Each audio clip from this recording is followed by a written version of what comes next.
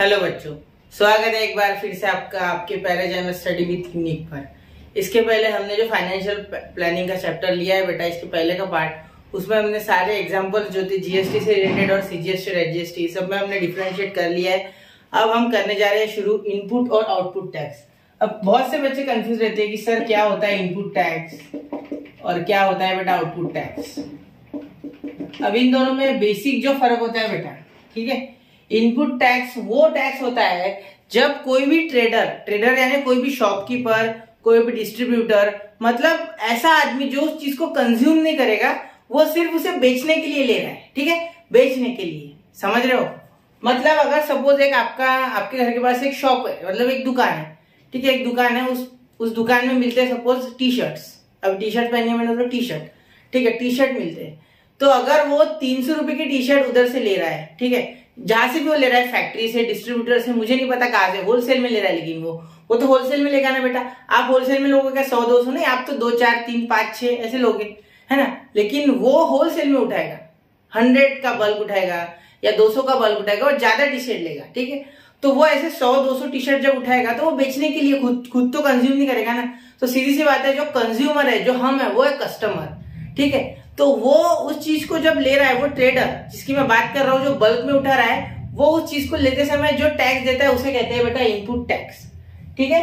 The tax paid by the trader, tax ऐसे लिख सकते, tax paid by the trader. ये आड़ी भाग रही है गाड़ी, आपको समझना सिर्फ इंपॉर्टेंट है, tax paid by the trader. और आउटपुट टैक्स बेटा टैक्स कलेक्टेड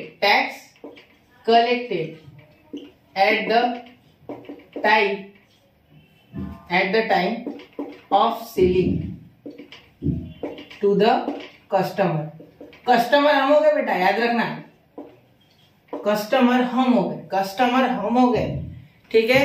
कस्टमर वो नहीं है, कस्टमर हम है।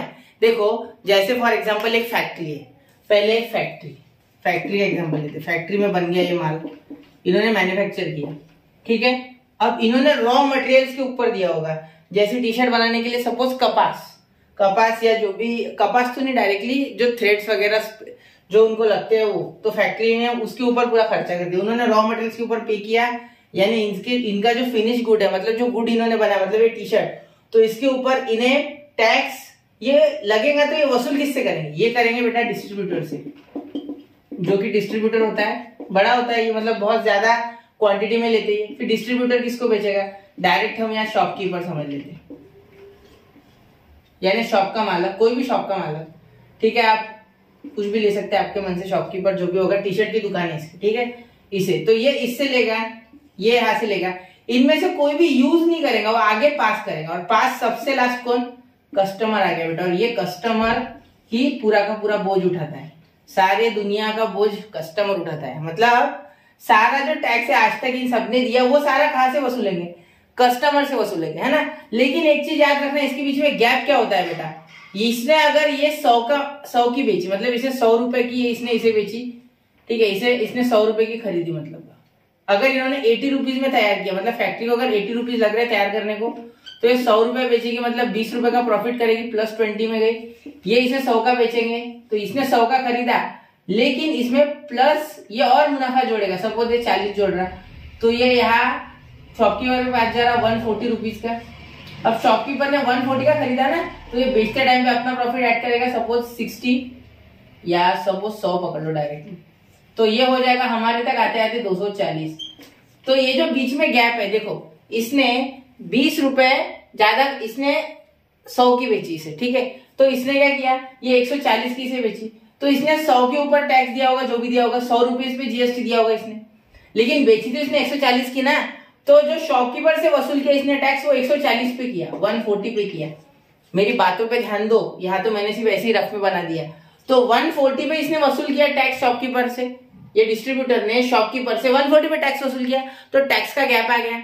तो वो जो गैप है उसे कहते हैं हम टैक्स पेएबल, वो गैप को बोलेंगे हम टैक्स पेएबल। हाँ समझ रहे हो ना, अब आ गया होगा आपके ध्यान में।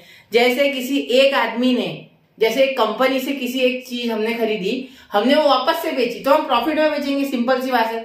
तो मैंने आपको पिछले वीडियो में बता दिया था एग्जांपल के कि अगर कॉस्ट बढ़ती है तो जीएसटी भी बढ़ेगा, सीधी सी बात।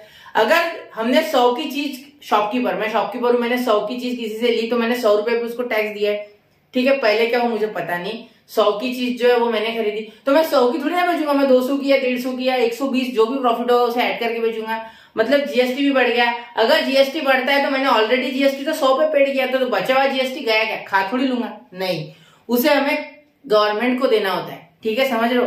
इसे कहते हैं टैक्स पेएबल, मतलब मैं कस्टमर को ज्यादा भाव में बेचूंगा ना, ठीक है। अब ये मत सोचना कि कम भाव में बेचोगे, तो उसके लिए कोई प्रोविजन नहीं है, ज्यादा भाव में बेचने के लिए है, ठीक है। तो ज्यादा भाव में बेच रहे, अब हमारे हिसाब से, हमें जो एग्जांपल्स दिए उसके हिसाब से बता रहा हूं मैं आपको कि भाई मैं जो हूं, मैं अभी कस्टमर को बेचूंगा, ठीक है। तो कस्टमर मुझे बचा हुआ पूरा का पूरा जो उसके ऊपर जितना भी जीएसटी लगेगा, मतलब अगर 100 की चीज 120 में बेच रहा हूँ, सपोज 10% जीएसटी था, तो मैंने 100 के ऊपर 10 रुपए जीएसटी दिया। अब कस्टमर मुझे 12 रुपए जीएसटी देगा, तो 10% के हिसाब से 120 के ऊपर 12 रुपए जीएसटी देगा, तो जो 2 रुपए का जो गैप आया वो मुझे सरकार को देना है, उसे कहते हैं टैक्स पेएबल। अब यहाँ तक टैक्स पेएबल का पूरा आपका जो भी होगा वो करेक्ट हो गया होगा, दिमाग में पूरे सर्किट जोड़ दिए मैंने, ठीक है, इतना याद रखना। अब एक फॉर्मूला भी लिख सकते चाहो तो, टैक्स पेएबल का, tax payable is equal to, ये आपको टेक्स्ट बुक में मिल जाएगा, output tax minus input tax, ये इसका एक फॉर्मूला भी है, ठीक है। चलो गंदा हो गया ये, इसको अच्छे से, ठीक है, ये एक फॉर्मूला भी है, ठीक है, इनपुट टैक्स आउटपुट टैक्स। ये प्रॉब्लम्स करना कोई बड़ी बात नहीं है, बहुत ही आसान होते हैं, ठीक है। 2 या 3 ट्रेडर दिए होते हैं, जैसे ABC, 2-3 ट्रांजेक्शन दिए रहेंगे, उन ट्रांजेक्शन के ऊपर आपको बीच में जितने भी होगी, जैसे सपोज देखो एक A ट्रेडर है, एक B ट्रेडर है, एक C ट्रेडर है, एक C यानी कस्टमर, एक ट्रेडर नहीं है कस्टमर है। सपोज इसकी एक मिल्क फैक्ट्री है, क्या है, मिल्क की फैक्ट्री है, ठीक है।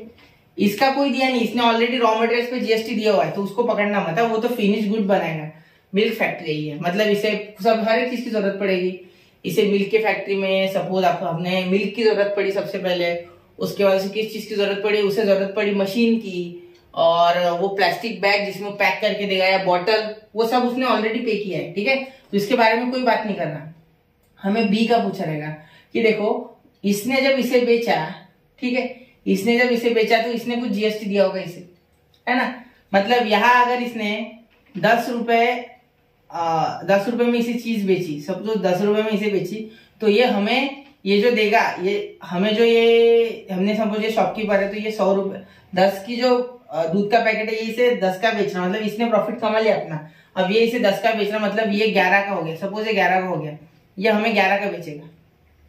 इसने 10 रुपए का इसे बेचा, मतलब इसे कितने का पड़ा, 10 का पड़ा, और हमें इसने 11 का बेचा, मतलब हमें कितने का पड़ा, 11 का पड़ा, तो 1 रुपए आ गया ज्यादा, तो ये 1 रुपए के ऊपर ज्यादा टैक्स लगेगा, समझ रहे हो, मतलब टैक्स वेरी करेगा, जैसे जैसे प्राइस बढ़ेगी टैक्स भी बढ़ेगा, ठीक है, समझ गए इतना, ठीक है। तो चलो मैं एक एग्जांपल लेता हूँ इसके ऊपर, इस टॉपिक को मैं 1-2 एग्जांपल में रैप कर दूंगा, क्योंकि बहुत आसान है ये, ठीक है, बहुत आसान, मतलब अगर आपने पहले से मेरी हर एक चीज अच्छे से सुनी होगी तो कंफ्यूज मत होना, वापस से सुनना, आराम से सुनना, 2-4 बार सुनना, तब जाके समझ जाएगा, ठीक है।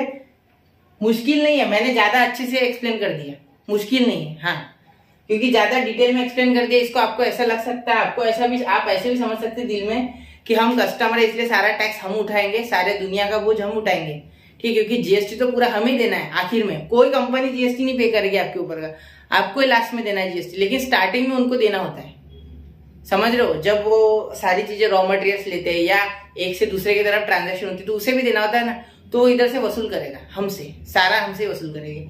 सिर्फ याद रखना कि हर एक ट्रांजेक्शन पे जीएसटी बढ़ते जाएगा, क्योंकि रेट बढ़ते जाएगा हर एक चीज का, क्योंकि कोई लॉस में तो बेचेगा नहीं ना, कम भाव करके बेचेगा ये चीजें, ऐसे तो डूब जाएंगी कंपनियां, और साथ में शॉपकीपर भी, समझ रहे हो ना, हाँ ठीक है। चलो तो सपोज एक ए नाम की फैक्ट्री है, ठीक है, जो कुछ बनाती है, ठीक है, उसने बी को,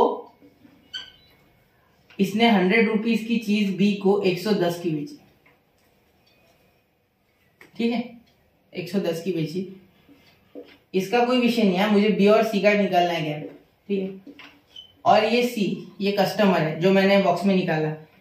ये 110 वाली चीज इसने इसे बेची 150 की, और जीएसटी का रेट है बेटा 10%। तो हमें ये निकालना है कि तीनों के बीच में जो टैक्स पेएबल है वो कितना है। Tax payable to be, tax payable to a, मतलब अब देखो बी का टैक्स पेएबल कितना है, बी को कितना टैक्स भरना है, ठीक है, ज्यादा, मतलब 110 की ये जो चीज है ये 110 की, ए ने 110 की बी को बेची, मतलब बी के लिए ये चीज है 110 की, सी के लिए 150 की और ए के लिए 100 की।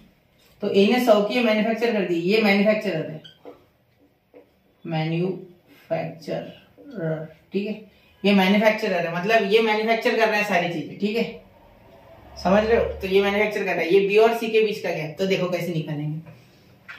देखो tax payable to B, B को, क्योंकि इसने 150 का 40 का गैप आया, ठीक है, तो देखो यहां सबसे पहले निकालेंगे इसने इसे कितना टैक्स दिया होगा 10% के हिसाब से, सबसे पहले तो वो निकालेंगे। Tax paid by B at the time of purchase,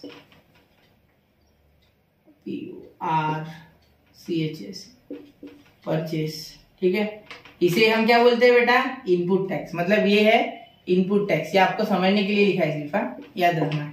ये बी कंपनी है, input tax, input tax, input tax, ये बी ने जो दिया वो, ठीक है, वो कितना होगा 110 इंटू 10/100, तो 0 0 कैंसिल, यहाँ 0 0 कैंसिल, तो ₹11। ये हो गया हमारा इनपुट टैक्स जो बी ने इसे दिया होगा, ठीक है। अब output tax collected, output tax मतलब इसने ये बी ने 150 का बेचा तो हमसे टैक्स लिया होगा ना, टैक्स तो लिया होगा, ठीक है, 150। ये विदाउट जीएसटी कॉस्ट है, जीएसटी नहीं इसमें, ये विदाउट जीएसटी है, समझ सकते हैं, ठीक है, विदाउट जीएसटी, विद जीएसटी बढ़ जाएगी। आउटपुट टैक्स कलेक्टेड, कलेक्टेड भी लिख सकते हैं, ओटीसी बोलते हैं इसे, इनपुट टैक्स पेड या इनपुट टैक्स कलेक्टेड ऐसा ही बोल सकते हैं, आईटीसी ओटीसी ऐसा ही बोलता कोई, ठीक है। तो 150 इंटू 10/100, क्योंकि कस्टमर को तो 120 की बेची ना, तो बचा हुआ टैक्स तो भरना पड़ेगा, ठीक है, 0 0, तो रुपीज, अरे 11 1 11, 100 कैसे हो गया, 11, ठीक है, 15 1 15, मतलब 15 रुपीज इसने वसूल किए, 11 रुपए इसने भर दिए, तो टैक्स पेएबल कितना आ गया, tax payable to B equal to 15 minus 11, 15 minus 11 equal to ₹4। मतलब इतनी बात याद रख लेना बेटा कि जो बी है उसने यहाँ टैक्स भर दिया था 110 के ऊपर, ठीक है, 110 के ऊपर, ये पेड है, ये टैक्स पेड है, लेकिन उसने जब कस्टमर को बेचा तो प्राइस बढ़ाई मतलब जीएसटी बढ़ गया, जीएसटी बढ़ा मतलब टैक्स का अमाउंट बढ़ गया, ठीक है। तो टैक्स का अमाउंट या 15 रुपए हो गया, इसने कस्टमर से 15 रुपए वसूल किए, 11 रुपए इसने भर दिए, तो बचे हुए कितने, 15 और 11 के बीच का क्या, मतलब 4 रुपए, तो वो इसको भरना है। क्या आपको दिख रहा है अच्छे से, हाँ चलो 4 दिख रहा है ना, ये देखो, तो यहाँ टैक्स पेएबल टू बी कितना है, 4 रुपए इसको भरना है अभी भी, समझे, कुछ नहीं, सिर्फ गैप निकालना है सबके बीच की, ठीक है। चाहो तो आप 3-4 भी ले सकते सेलर, ठीक है, 3-4 हर ट्रांजैक्शन पे कितना गैप आया वो भी आप देख सकते। सपोज किसी ने 4000 की कोई चीज खरीदी, ठीक है, तो उसने वो चीज अगर 4500 में बेची, तो उन दोनों के बीच में आपको जो गैप मिलेगा वही आपका टैक्स पेएबल है, ठीक है।